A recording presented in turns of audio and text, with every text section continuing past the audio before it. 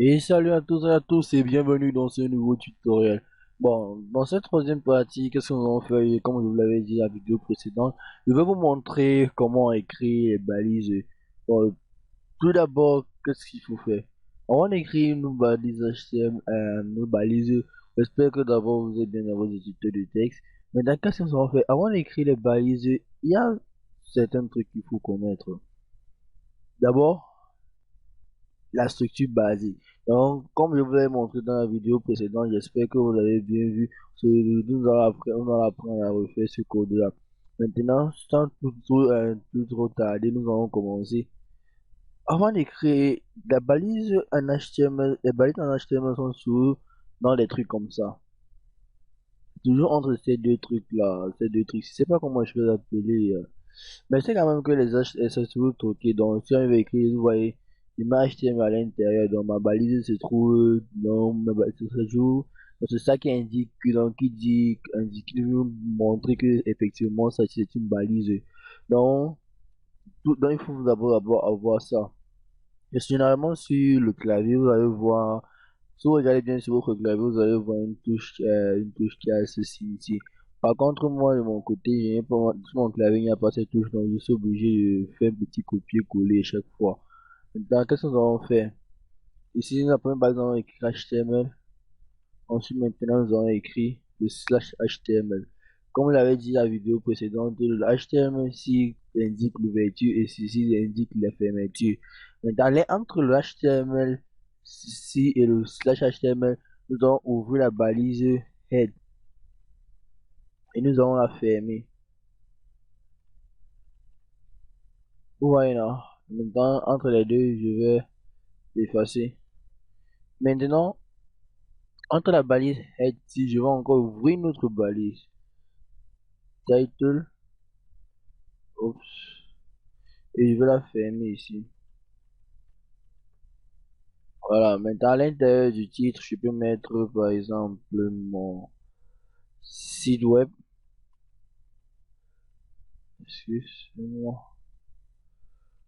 Voilà. On va mettre mon site web. Et maintenant, juste en bas du head, nous allons ouvrir notre balise body. Voilà. À chaque fois que vous écrivez un code, il faut toujours la sauvegarder. Ce contrôle S, sur ça, vous le voyez ici. Vous allez l'enregistrer, vous que juste le navigateur puisse prendre en compte vos modifications. Maintenant, qu'est-ce qu'il faut faire? Je vais vous expliquer un truc. Voici comment à quoi ressemble une page HTML, la structure d'une page HTML. Pour une petite précision, des fois vous allez remarquer souvent dans certains tutoriels, je vais mettre ici en haut un petit doc type. Si je me trompe pas. Un petit doc type. Ce doc type, si c'est généralement utilisé en HTML5, donc ça peut indiquer au navigateur que le type d'HTML que vous allez utiliser, puisque ça se trouve en HTML5. Et puisque cette formation est consacrée en HTML, en fait, HTML5, il n'y a pas grand chose de différence. Donc, c'est pas, mais c'est pas obligatoire. Vous pouvez soit le mettre ou soit le pas mettre. Moi, je décide de le mettre comme c'est une formation. Donc, je vais décider de le mettre. Voici à quoi ressemble un peu un truc. Et il y en a certains trucs que il y a les balises ne peuvent pas, il y a certaines balises qui ne peuvent pas se mettre n'importe où. Par exemple, vous pouvez pas mettre, vous pouvez pas mettre une balise à l'intérieur d'une autre balise. Ça, c'est actuellement encore carrément impossible. Vous pouvez juste les mettre à l'intérieur, donc qui signifie quoi? Là où entre la balise d'ouverture et la balise de fermeture. Et ne jamais mettre le body entre ces deux-ci, hein, entre le head et le slash head. Donc, ça se met par la barre intérieure, puisque tout ce que vous allez mettre, parce que on sait que le body et le slash body, oups, j'ai oublié de mettre le slash body ici, excusez-moi, entre le body et le slash body, tout ce qui est à l'intérieur de ces deux balises ici sont affichés à l'utilisateur. Donc, si les mettez entre le head et le slash head, vraiment, je ne sais pas ce que vous voulez montrer à l'utilisateur. Donc, il est préférable de le mettre juste en bas du head. Donc, ça va montrer à l'ordinateur, pardon, que c'est juste là comme. Donc, en fait, c'est comme ça que ça doit être. Donc c'est comme ça doit être. Maintenant, je veux sauvegarder d'ailleurs maintenant au niveau de notre navigateur. C'est toujours la même page que je vais montrer, donc il y avait enregistré, je vais l'ouvrir à l'autre niveau ici. Vous allez voir, ça a pris en compte mes modifications, donc qui signifie quoi? Il y a mon site, c'est comme titre mon site web, et à l'intérieur, il n'y a rien, puisque dans le body, je n'ai rien écrit. Donc si j'écris maintenant ici, là, entre ces deux balises ici, entre le head et le head, j'écris peut-être formation en HTML. Vous allez voir que chaque fois que vous écrivez un truc à l'intérieur, votre utilité, il vous faut absolument la sauvegarder.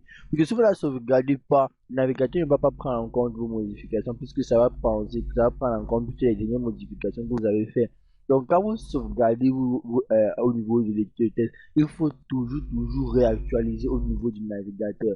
Donc, qui signifie quoi? Quand vous réactualisez le navigateur prend maintenant en compte les nouvelles modifications que vous avez faites. Donc, si soit elle peut actualiser soit en appuyant sur F5, soit en actualisant comme d'habitude, vous allez voir maintenant à ce niveau formation en HTML. Donc, c'est un peu comme ça que ça marche.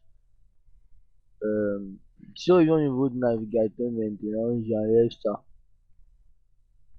Maintenant, comme je l'avais dit, il existait deux types de balises. Il y avait les balises paires et les balises non paires. Donc les balises paires, ce sont les types de balises avec lesquels on pouvait ouvrir et fermer. Les balises non paires, c'était des styles qu'on ne pouvait pas fermer. Juste je vais vous montrer un exemple. Juste en dessous du title, je vais ouvrir une autre balise qu'on appelle généralement meta. Vous voyez maintenant, entre le meta, c'est maintenant ouvrir une fonction qu'on appelle chat7. Maintenant, à l'intérieur, maintenant, je vais ouvrir UTF-8. Donc, voici un exemple des balises non paires. Vous voyez. Donc, ça se met généralement toujours à l'intérieur, ça peut être affiché au niveau du ça peut être affiché à l'utilisateur, vous voyez. Je vais remettre ici la formation. Je vais remettre ici formation en HTML. Maintenant, le méthode ici maintenant pour fonction maintenance. Lui, sa fonction maintenance, c'est souvent de prendre le nom, de gérer le site, vous voyez. Dans le méthode gère le contenu, gère l'encodage. Comme par exemple, ici, j'ai demandé de gérer l'encodage du site. Donc, quand on dit l'encodage, ça veut dire prendre en compte les caractères spéciaux. Donc, par exemple, comme le E accent aigu, le accent grave. Tout ça, ça va prendre en compte, puisque si je l'avais pas mis au niveau du navigateur, ça va afficher un peu bizarre.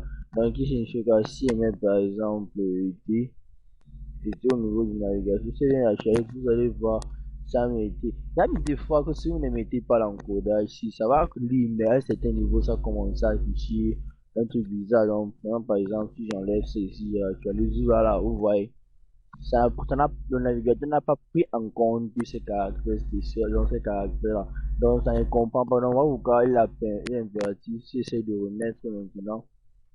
Donc là, il revient au niveau utilisateur. Vous voyez, ça prend en compte. Dans le métachassis, lui, ça gère juste l'encodage. Et c'était juste un exemple des balises non que je vais vous montrer. Les trucs de métachassis, on va le voir dans une autre série de vidéos. Donc, cette série de vidéos était juste pour écrire, c'était juste pour montrer comment on écrit ces balises et où se doit se positionner chaque balise. Et donc, c'est tout pour cette vidéo, je pense. Maintenant, à la vidéo prochaine, nous allons apprendre un nouveau truc en HTML. Et j'espère que dans la prochaine vidéo, ça va en point. Bye bye.